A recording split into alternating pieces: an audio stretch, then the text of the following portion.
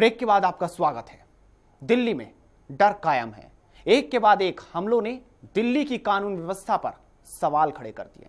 कभी खुलेआम किसी की अस्मत लुट जाती है तो कभी खुलेआम दिल्ली की सड़कों पर कत्ल। ऐसे में ये क्यों ना कहा जाए कि दिल्ली में अब डर लगता है। देखिए एक बीजेपी विधायक पर कैसे हुआ खुलेआम हमला।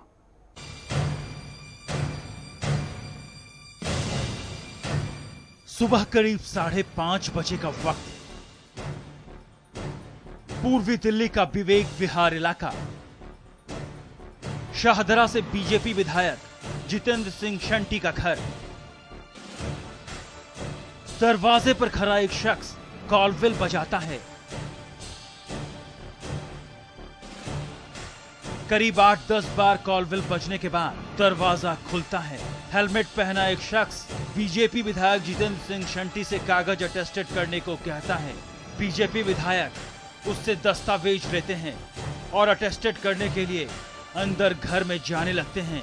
तभी हमलावर पिस्तौल निकाल लेता है। हालांकि शंटी उसे गोली चलाने से रोकने की बहुत कोशिश करते हैं।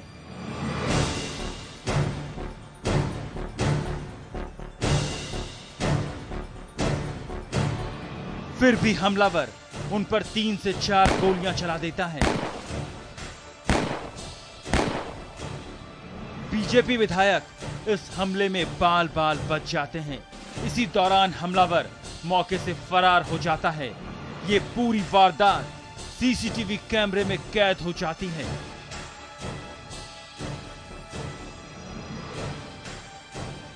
साढ़े 5 बजे एक अनजान शख्स ने हेलमेट पहनकर उनका दरवाज़ा खटखटाया और उन पर कागज़ अटैच कराने के बहाने उन पर ताबड़तोड़ फायरिंग कर दी। हमलावर से हाथापाई होने के बाद उन्होंने बचाने के लिए हमलावर ने उन पर 3 राउंड फायरिंग की। लेकिन 5:30 बजे मेरे फादर साहब सुबह उठ के अखबार लेने जाते हैं, खुद या थोड़ा टहलते हैं गली के अंदर। हमें बहुत ज़ोर से धमाके की आवाज़ आई। हमें लगा ट्रांसफार्मर में ब्लास्ट हो गया होगा, जैसे कभी हो जाता था। फिर मुझे अपने फादर की आवाज़ आई, बचाओ बचाओ, मार दिया ऐसा करके। फिर मेरे बड़े भैया जब बाहर भागे तो मेरे बड़े भाई की मुझे आवाज़ आई कि पापा को गोली मार दी, पापा को गोली मार दी। हम जब सारे एकदम बाहर भागे तो हमने इतना देखा कि वो बंदा फायर करके हटा ही था और पिस्टल लेके वो परली गली में भागने लगा। हमने ये देखा तो बड़े भैया मेरे उसके पीछे भागे भी। फिर हमने ये देखा कि पापा को चोट वगैरह तो नहीं आई, तो भगवान की दया से उनको कोई चोट नहीं आई थी। 2007 के चुनाव में जब फायरिंग हुई थी उसकी एफआईआर भी कराई थी। फिर जो ट्रक का इंसिडेंट भाई बता रहा था उसके लिए भी एफआईआर कराई थी। तो ओवरऑल मैं यही कहना चाहूँगा कि पहले तो इसको पुलिस ढंग से इन्वेस्टिगेट करके जितनी जल्दी मुजरिम को पकड़े। क्या उसकी मंशा थी। बताया जा रहा है कि हमलावर ने हेलमेट पहन रखा था और हरियाणा नंबर की वर्ना में आए थे। फिलहाल जितेंद्र सिंह शंटी के घर में दहशत का माहौल है। विधायक की पत्नी का कहना है कि हमलावर को कड़ी से कड़ी सजा मिलनी चाहिए। उनसे जैसे दरवाजा खोला 2 डायमंड में गोलियां चलने की आवाज आई। मेरा बेटा बाहर भाग के गया, उसने इनको घसीट लिया, बोला पेपर अटेस्ट करने हैं। एक पेपर नीचे गिरा दिया। जैसे ये पेपर उठाने लगे उसने रिवॉल्वर निकाल ली। गोलियां, हमारा दरवाजा ऑटोमेटिक लॉक हो गया। ये अंदर आने की कोशिश कर रहे हैं। ये खूब लड़े हैं उनसे 2-2.5 मिनट, आप कैसेट में देख सकते हो। कुल मिला के मैं बोलूंगी भगवान ने मेरा पूर्ण भरोसा वही काम आया है। उधर दिल्ली पुलिस ने मामला दर्ज कर जांच शुरू कर दी है। पुलिस ने मौके से 3 खाली खोखे भी बरामद किए हैं। पुलिस जांच में मदद के लिए सीसीटीवी फुटेज भी खंगाल रही है।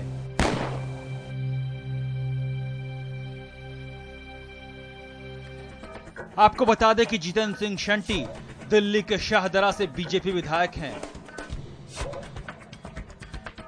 शंटी पर कुछ सालों पहले भी एक हमला हुआ था, लेकिन वो हमला चुनाव प्रचार के दौरान हुआ था।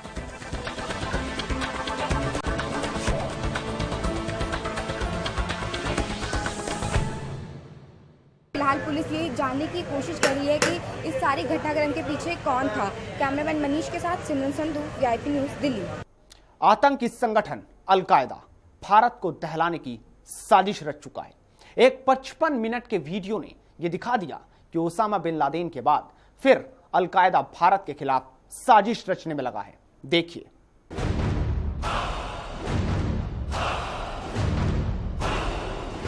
ओसामा बिन लादेन के खात्मे के बाद यह माना जाने लगा था कि अलकायदा अब कमजोर पड़ चुका है। अलकायदा की आतंकी गतिविधियां अब लगभग खत्म हो चुकी हैं, लेकिन अलकायदा चीफ अल जवाहिरी के एक वीडियो ने सभी को सन्न कर दिया। इस वीडियो में साफ तौर पर अलकायदा के सरगना अल जवाहिरी ने भारतीय उपमहाद्वीप में जिहाद फैलाने की धमकी दी है। जवाहिरी ने अलकायदा का नया विंग बनाने का ऐलान किया है, यानी साफ अलकायदा की नजरें एक बार फिर भारत पर है। संगठन का मकसद भारतीय उपमहाद्वीप में इस्लामिक शासन लाना व जिहाद के नारे को बुलंद करना है। 55 मिनट के इस वीडियो में साफ तौर पर यह बात कही गई है। जवाहिरी ने भारतीय उपमहाद्वीप में अलकायदा के गठन को यहां रह रहे मुस्लिमों के लिए शुभ संकेत बताया। खासकर असम, गुजरात, अहमदाबाद और कश्मीर के मुसलमानों के लिए इस आतंकी का कहना है कि संगठन का नया विंग मुसलमानों को अन्याय और दमन से बचाएगा। वैसे जमीनी हकीकत ये भी है कि अलकायदा अफगानिस्तान, पाकिस्तान बॉर्डर पर अपनी मौजूदगी का दावा तो कर सकता है, पर भारतीय बॉर्डर के आसपास वो अपना विस्तार करने में सफल नहीं हुआ।